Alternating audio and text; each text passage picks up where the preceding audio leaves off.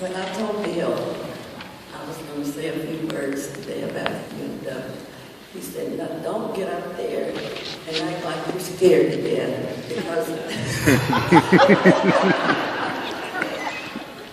because people don't want to hear that." So I said, "Okay, I'm off."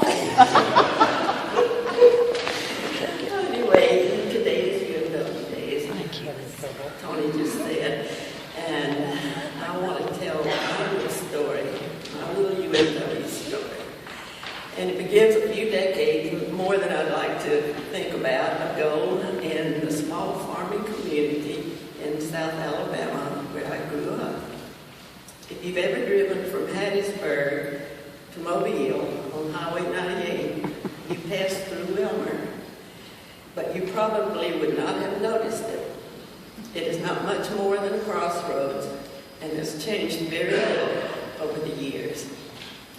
There was the post office, school, mom and pop grocery store, which was my parents', and two churches, Methodist and Baptist. There were no garden clubs, bridge clubs, golf courses, tennis courts, or any other way to socialize. So the social life of the community centered around the school and the churches. For the Methodist movement, it was the UMW, or in those days, the WSCS, or Women's Society of Christian Service. Locally, they called it the Missionary Society, or they were having a missionary meeting. My mother, grandmother, and aunts were all members, and it seemed my mother was always baking a cake for the missionary meeting.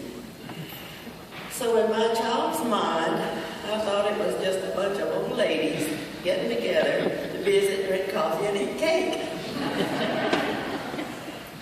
As I got older, I never bothered to learn what they were really all about. Fast forward to 8 years ago, when we lost our precious daughter, Judy. Our church family was so incredibly supportive, but for me especially, it was the women of the UMW. So I decided to try to give back by joining and participating.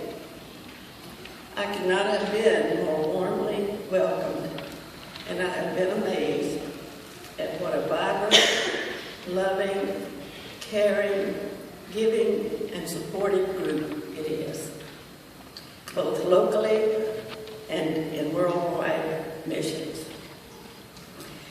And there are members of all ages, from young mothers to great grandmothers.